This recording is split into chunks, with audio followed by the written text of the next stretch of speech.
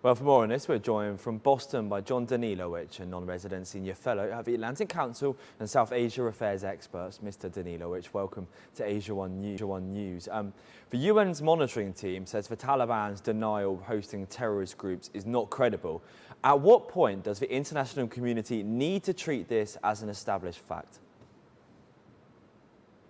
Well, thanks for having me. Unfortunately, Afghanistan hosting terrorist groups is nothing new. We're approaching the 25-year anniversary of the attack on September 11, 2001 on the World Trade Center and the Pentagon. What we've seen over the years is that the Afghan regime has continued to allow terrorists to operate from their territory. The international community is well aware of this fact, has taken some measures to try to address this, both militarily and otherwise, but clearly the efforts thus far have not been sufficient to change the regime's behavior. And John, with the TTP now estimated at around 6,000 to 6,500 operating from Afghan soil, they're backed by the Taliban with training and safe houses. Do you see this as state-sponsored cross-border terrorism? So I think there's two elements to this. One is the element to which the terrorist groups are receiving direct assistance from the Taliban regime.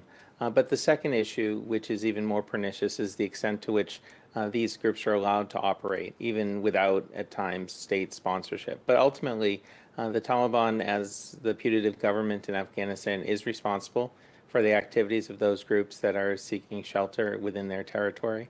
So the question of whether or not they're receiving direct assistance really doesn't matter in terms of the Taliban government's response for ensuring that their territory is not used as a launching pad for attacks into Pakistan or, frankly, any other country. And John, the report flags the TTP deepening ties with al-Qaeda and warns of a potential regional threat. Just how serious is that? Yeah, well, that's always the big concern, is that not only is this a problem within Afghanistan and for Afghanistan's immediate neighbors, but the threat goes beyond that as well. So I think that's why it's important for Afghanistan's neighbors, but also other countries which have an interest in regional stability, to work together to put pressure on the Taliban regime to take effective measures to stop the TTP, and to also ensure that other outside parties aren't using the TTP to advance their own in the region. And so Pakistan has raised this at the UN for years, and the findings keep backing Islamabad's position. Why hasn't that translated into any real consequences for Kabul? So I think there have been consequences, but clearly the efforts to date have not been entirely successful.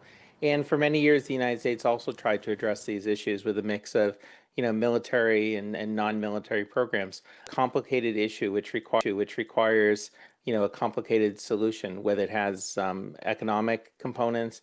It has certainly military or security law enforcement components.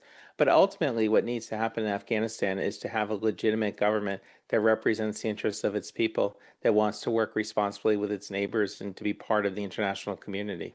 John, if the Taliban won't or can't rein in the TTP, does Pakistan have a legitimate case for preemptive strikes on terrorist positions within Afghanistan, as on Afghanistan soil, as an act of self-defense? Well, certainly Pakistan reserves the right to self-defense, including preemptive action to prevent terrorist attacks. But I think history has shown that these kind of threats can't be dealt with solely from military means alone. So while military action is always an option, and while it's part of a solution, I think the broader answers to these questions will require a much more nuanced and more balanced approach.